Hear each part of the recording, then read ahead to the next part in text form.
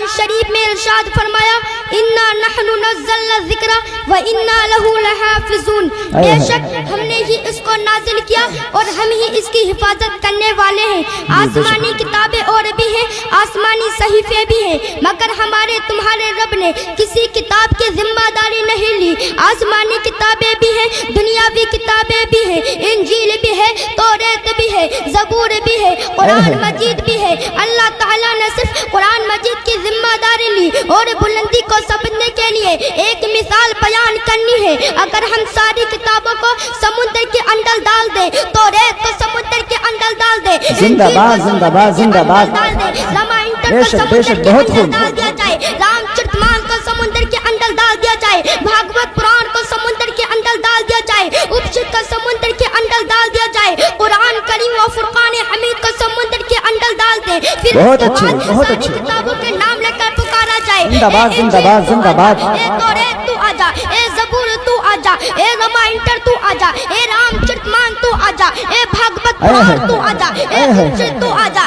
لائق صد احترام سامعین، مگر ساری کی ساری کتابیں خاموش پڑی ہوگی جب قرآن شریف کو پکارا جائے گا، تو اس ہندوستان کی سرزمین پر ہزاروں حفاظ کرام سینہ ٹھوک کر کھڑے ہو جائیں گے اور کہیں گے جب تک مسلمان زندہ ہے، مسلمان کے سینے میں اسلام اور قرآن زندہ ہے۔ زندہ باد، نعرہ تکبیر، نعرہ رسالت، نعرہ غوثیت، مسلک اعلیٰ حضرت، علماء اہل سنت، نعرہ تکبیر، نعرہ رسالت، زندہ باد۔ بہت اچھے بہت اچھے۔ نہ گھبراؤ مسلمانوں، ابھی خدا کی شان باقی ہے، ابھی اسلام زندہ ہے، ابھی قرآن باقی ہے۔ زندہ باد۔ کافر کیا سمجھتے ہیں جو اپنے دل میں ہنستے ہیں، ابھی تو کربلا کا آخری میدان باقی ہے۔ میرے تمہارے پیغمبر محمد رسول اللہ سارے نبیوں میں لاجواب، میرے نبی پر نازل ہونے والی کتاب قرآن مجید ساری کتابوں میں لاجواب، میرے نبی کی امت ساری امتوں میں لاجواب، میرے نبی کا لایا ہوا مذہب سارے مذہبوں میں لاجواب، میرے نبی کی امت ساری امتوں میں لاجواب، میرے نبی کی گفتار لاجواب، میرے نبی کی گفتار لاجواب۔ حضرات گرامی، اور قرآن کی بلندی کو دیکھو،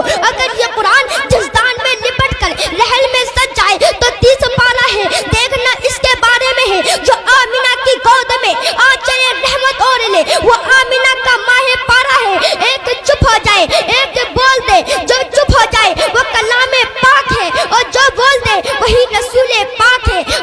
زندہ باد زندہ باد۔ دو چہرے ہیں، ایک تو تلاوت کے لیے اور ایک زیارت کے لیے۔ جس کی تلاوت کی جائے اسے کلام اللہ کہتے ہیں، اور جس کا جلوہ دیکھا جائے اسی کو محمد رسول اللہ کہتے ہیں۔ میرے رب نے قرآن کی ایسی حفاظت کی، ایسی حفاظت کی، اگر جس نے قرآن کے تحفظ کے لیے اپنی جان لٹا دی، میرے رب نے اس کی بھی حفاظت فرما دی۔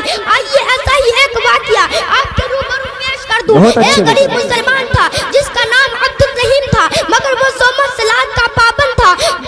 معمول ایک یہودی کا نوکری کیا کرتا تھا، معمول یہ تھا جب صبح بیدار ہوتا تو قرآن کریم کی تلاوت کیا کرتا تھا، پھر قرآن کریم کی تلاوت کیا کرتا تھا۔ یہودی نے ایک دن دیکھا، 2 دن دیکھا، 2-4 مہینے دیکھا، اس سے رہا نہ گیا۔ وہ کہنے لگا، او مسلمان، تو رہتا میرے یہاں، کھاتا میرے یہاں، پیتا میرے یہاں، اور کلمہ اپنے نبی کا پڑھتا ہے، کتاب اپنے نبی پر نازل ہونے پڑتا ہے۔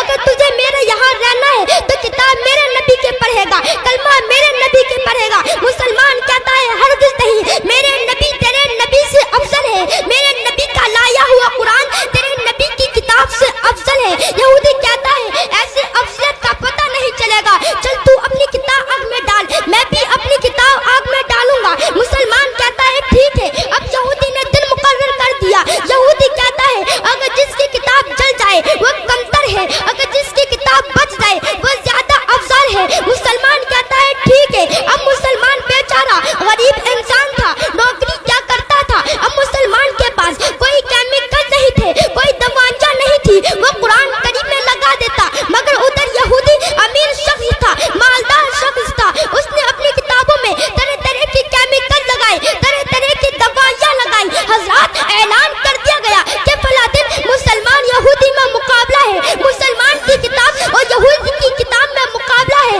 اگر جس کی کتاب چل جائے وہ دعوے میں جھوٹا ہے، اگر جس کی کتاب بچ جائے وہ دعوے میں سچا ہے، مگر وہ مسلمان سبحان اللہ سبحان اللہ سبحان اللہ، زندہ باد زندہ باد۔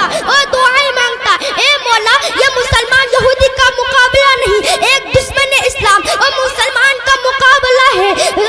لائق عزت احترام تعظیم و تکریم سامعین دن مدعین یعنی مقرر وقت آ گیا، لاکھوں کی تعداد میں لوگ جمع ہو گئے، آگ بھڑکا دی گئی، یہودی اپنی کیمیکل لگائی ہوئی کتاب لے کر پہنچ گیا، مسلمان بھی اپنی کتاب لے کر پہنچ گیا۔ مسلمان کہتا ہے عبد الرحیم چل تو اپنی کتاب آگ میں ڈال، میں بھی اپنی کتاب آگ میں ڈالتا ہوں۔ جناب عبد الرحیم کہتے ہیں تو اپنی کتاب آگ میں ڈال سکتا ہے مگر میں اپنی کتاب آگ میں نہیں ڈال سکتا۔ یہودی کہتا ہے کیوں؟ تو مسلمان جواب دیتا ہے آگ میں ڈالنا بے ادبی ہے، تو اپنی کتاب آگ میں لے کر کود جا، میں بھی اپنی کتاب آگ میں لے کر کودتا ہوں۔ اگر تو دعوی میں جھوٹا ہوگا وہ جل کر راکھ ہو جائے گا، اور تو دعوی میں سچا ہوگا وہ بچ جائے گا۔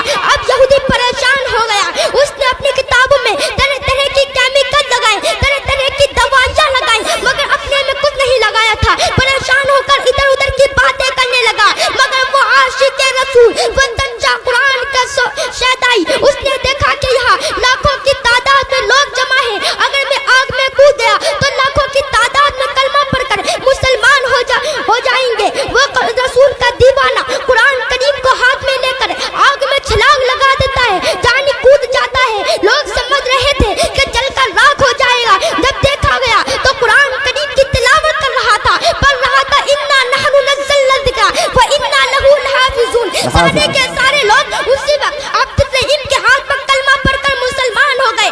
یہ ہے قرآن کی عظمت، یہ ہے قرآن کے اعزاز۔ اے مسلمان اگر تجھ پر کوئی پریشانی آئے تو قرآن کی تلاوت کر، اگر تو کوئی غم میں مبتلا ہے تو قرآن کی تلاوت کر، اگر تو کوئی بیماری میں مبتلا ہے تو قرآن کی تلاوت کر، اگر اپنی عظمت چاہتا ہے بہت تو اچھے قرآن کی تلاوت کر، اگر وقار چاہتا ہے تو قرآن کی تلاوت کر، اگر انقلاب چاہتا ہے تو قرآن کی تلاوت کر، اگر عرش کے کنگروں کو سمجھنا چاہتا ہے تو قرآن کی تلاوت کر۔ اسلام کے مقدس شہزادوں یہ قرآن یہاں بھی کامیابی دلاتا ہے اور آخرت میں بھی کام آئے گا۔ یہی قرآن شکل انسان اللہ کی بارگاہ میں حاضر ہوگا، اللہ تعالیٰ اس قرآن کو جنت میں جانے کا حکم دے گا، مگر یہ قرآن جنت میں داخل نہیں ہوگا۔ پوچھا جائے گا قرآن جنت داخل کیوں نہیں ہوتا تو قرآن فرمائے گا میرے مولا میں تیرا مقدس کلام ہوں، تیرے بندوں نے مجھے پڑھا، میں ان سب کو لے کر جاؤں گا جو مجھے چومتے تھے، جو مجھے اپنے سینے میں لگایا کرتے تھے، جو میری تلاوت کیا کرتے تھے،